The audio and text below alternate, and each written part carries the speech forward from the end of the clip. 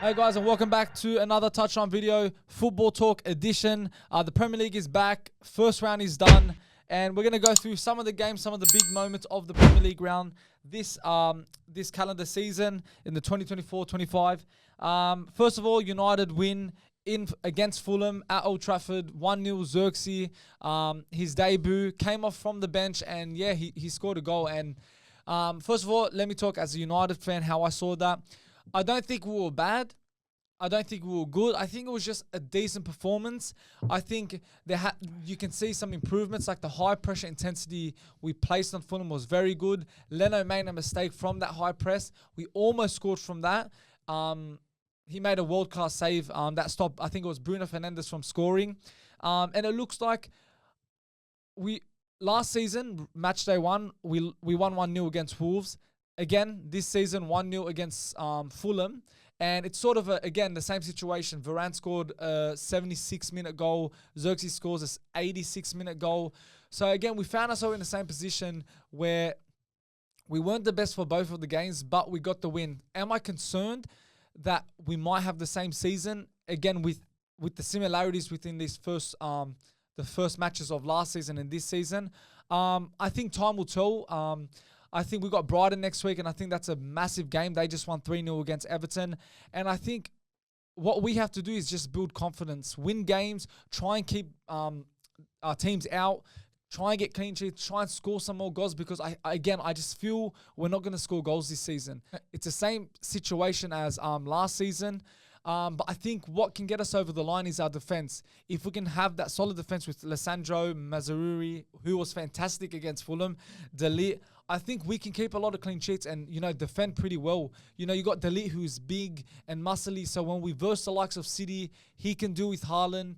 And De Ligt is a quick player, so I think the defense is what's going to help us this season. And if we can win 2-0, 2-1, just at least we concede less than we score, then I think we'll be fine. And for me, it's about United making sure the players are fit. And if injuries don't happen and occur during your season, I think United should be good.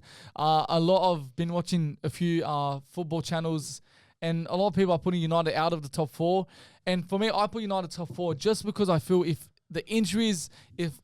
there's no injuries and the team is fit, I think your team's going to do good. You saw 2 years ago, even though I always say it wasn't the best season, that was what United fans make it out to be, you guys believe it was a good season, and it's because there wasn't a lot of injuries. And if there was, if players were fit, especially like Casemiro, who was off and off the pitch last year. He was good. Hoyland injured there and there. And you talk about them, your team not scoring goals, and that's a big concern for you. And for me, Hoyland is good. We saw in the Euros, he had a good team, and I don't think he performed great. And even United last year, he had his moments.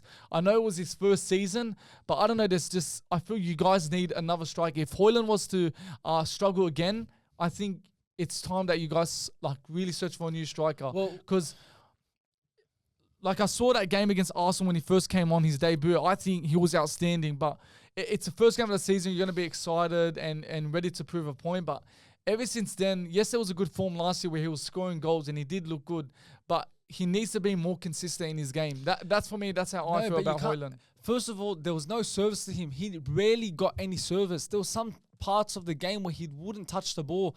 He'd be making runs, no one's passing it. He's in the box, no one's crossing it. You can't blame someone that isn't getting the opportunities to do good, to score goals. When he does and he's in the box, he scores majority of his goals. If not, they're on target and he's forcing the keeper to make a save. This guy, this striker is going to be so good for us. Again, in that period where he had 6 goals in a row, the youngest player to score in consecutive games. And again, he was doing good until he got injured on the 7th game. Then he fell off again because, again, he has to, recover, get back to match fitness and all this. But he is such a top striker. Isn't it his fault? Does he get involved in the game?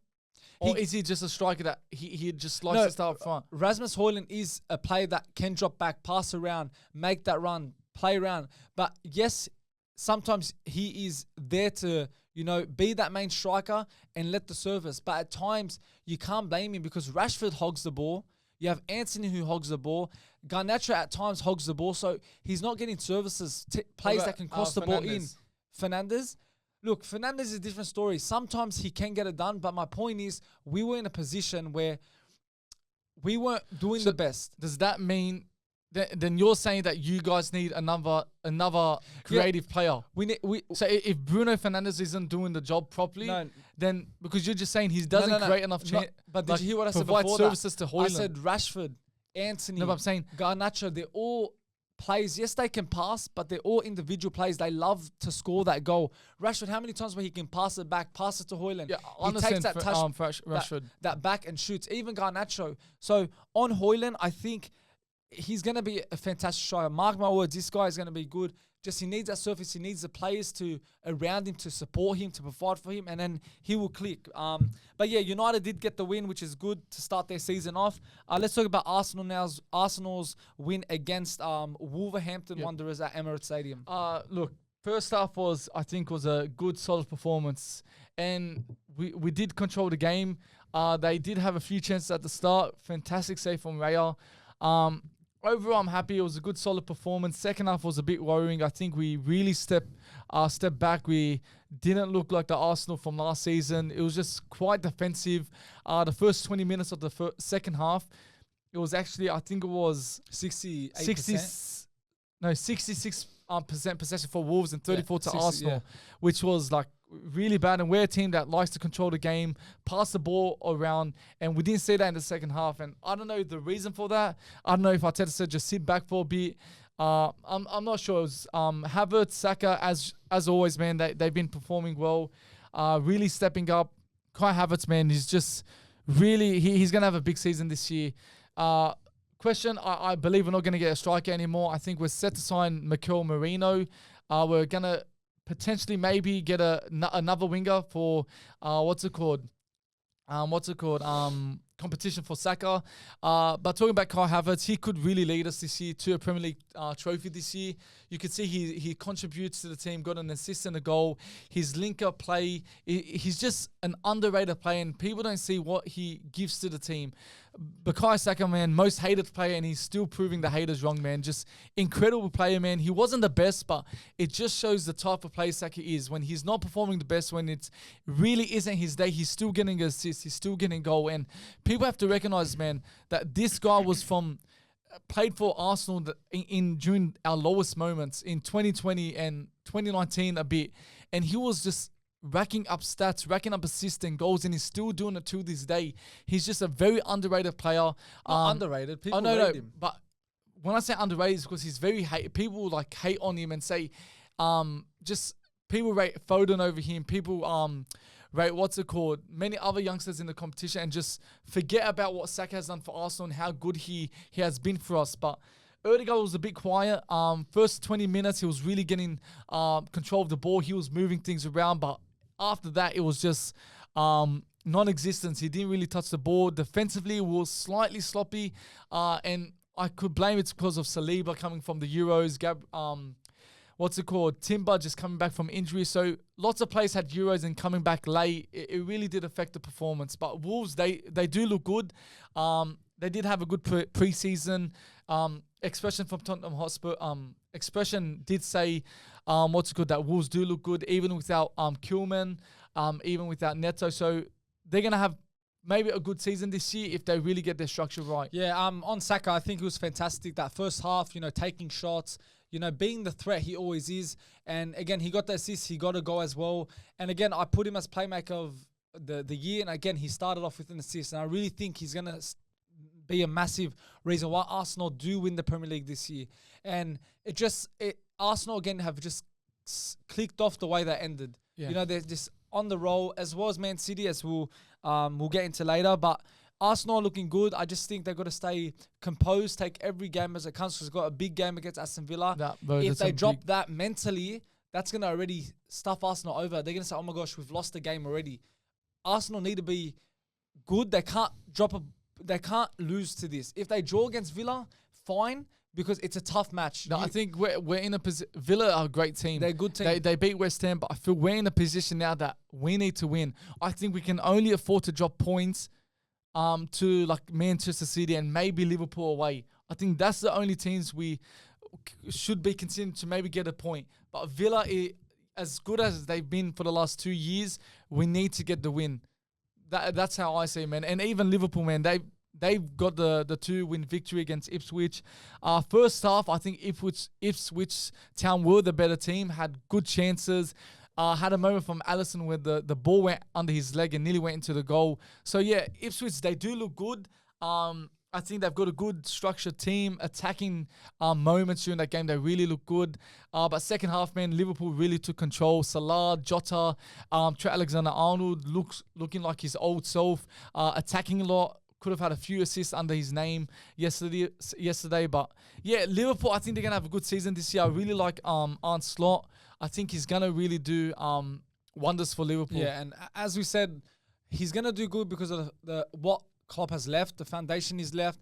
He's got that structure already, so he's just got to fix what he wants, put what he wants, and they're going to do good this season. And with Jota was pretty decent. You know, he had some moments at the right positions at the right time. Should have scored from the Alexander-Arnold cross. He missed it. But then he made up from that and got the goal from an assist from Salah, I think it was. Yeah. And Jota, as he wasn't the best in the first half. Second half, he did have a few chances. He looked more involved. And now the question is, I think Arne Slot is a really big fan of Jota, and you can see it pre-season he's been starting. Yes, Gakpo has been in the Euros, Nunes in the Copa America. And I think this pre-season, Jota had to prove a point.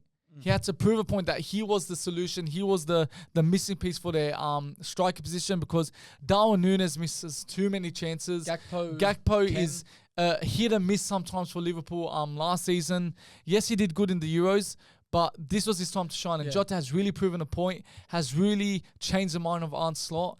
And it's going to be hard for Gakpo and that to really get a shot at striker again. When Jota starts, this guy, he plays so good. He gets assists, gets goals. He's that thing. And all Jota needs to do to keep his spot, keep on, scoring goals, getting assists, playing the way Arne Slot, like, pressure onto the defense, because he was putting pressure on that Ipswich defenders. So I'm a big fan of Jota, and I think he's going to have a massive season this season. It's good that the Prem's back, man. Yeah, it's good that the Premier League's back. And yeah, Jota's going to have a fantastic season. Finally, Newcastle United, they just scraped the win 1-0 against Southampton. Red card in the 22nd minute. It looked like that Southampton were going to come and get them. Southampton had so many chances, but they just couldn't score. It was 19 shots to 3, and Newcastle still won. And for me, I don't think that was a red card. Yes, there was head, but his head contacted his head.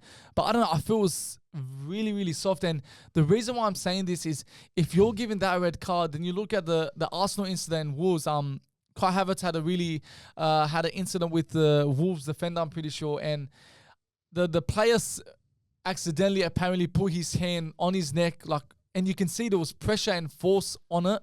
He pushed his hand onto his neck, and then to make it as if he didn't mean it, he put his hand saying sorry, but that was full intent. Yeah, look, you're going to get those inconsistencies with the referee decision. Okay, if this was that, why is that in it? You're going to get those moments. But on that headbutt, a headbutt is a red card any time of the day. Yes, he might. You can. It was the slightest. You can say it's slightest, but it was so slight. But we see in football, if you headbutt a player, no matter how, you could see his movement to his head. He fell down. That's football players are going to do that. They're going to fall down so easily because he knew. What the hell was that Southampton guy doing, pushing him at the back for no reason? Yeah, look, that's not a red card. I'm saying that escalated it, and I feel during that moment, maybe a yellow card would be, I think, a fair call. I don't think it was a red card. It was literally he touched it slightly, not force on it. I know, but he moved his head to it. It's a headbutt. You see Xhaka back in, I think it was 2 years ago during lockdown. I think he headbutted a play against Leeds, and you can see he was pushing his head like that. But this incident, I know this is still a headbutt situation, but I just feel it was just uncalled for, the red card. That's in my opinion. And I was reading a few Twitter responses, fans even saying that was such a soft call. Look, it is soft because I know what you're saying, because he didn't make any movement. He was just like that. Yeah. And he but again, he put his head down, headbutt him. It's a red card. The rules, he's headbutting, it's a red card. And I understand what you're saying about it's soft, but we see so many things that are soft in football where they've given a penalty or a red card. So it's that situation where they could have given it a yellow, but I agree with it. It's a red. I'll be worried if I was a Southampton fan, because 19 shots to 3, the possession they had was Newcastle couldn't breathe and they couldn't score one goal. I think they did score a goal but got disallowed. I think offside, but Yeah, Southampton, man, I think it's going to be a long season for them, considering they didn't even get any points against Newcastle. And quickly, I just want to talk about Eze. He has been yes, they lost, but when I was watching the 9-minute highlight, he was everywhere, man. He was having shots, creating chances, bro. This guy is going to have a massive, massive season, man. Yeah, he was good. He scored a goal. Free kick was disallowed. He had some moments, man. That free kick, man, was outrageous. Yeah, and last season he showed glimpses, like had consistent patches and he'd fall off a bit. But I think this season he's going to click. And as I said, I've predicted Palace to be an underdog. They could have won that game. I think they probably should have. They had so many chances, but they just couldn't finish. I think Eze, man, this guy's going to be just smashing it. He could really have a season like the other youngsters, like Foden, like Saka. He can really have a big season. And lots of fans are saying that this could be a big season for Crystal Palace. Who knows where they could be by the end of the season. And if Eze was to stay fit, if Eze was to be consistent, because I've seen every single season, he, like you said, he has moments where he's really good, but then there's moments where he's bad and he doesn't really rack up his numbers in goals and assists. So after that performance, it just shows there's really good signs from Eze, man. And I believe in himself. He's probably seen to himself that I should believe in myself, and that performance has really probably given him the confidence. And lots of fans are talking highly about Eze, and maybe that's the reason why this could be a good reason, is that people are finally backing him, people finally believe in him making the England squad in the Euros. So this is all playing a factor of why he's performing well. Yeah, and he probably wants that big move soon. I think he can make a really big statement this season, and hopefully, any team, I hope United poach him. He's a very good player, and it like could be his last year at Palace, I reckon. Yeah, I think a big season, he'll move to a big club. I think a big team is due to get him. But yeah, man, that's a wrap up to football talk. Premier League match day 2 will start again this week, starting off United Brighton. I can't wait to watch that. And leave a like, comment down below, and subscribe, and we'll see you guys soon.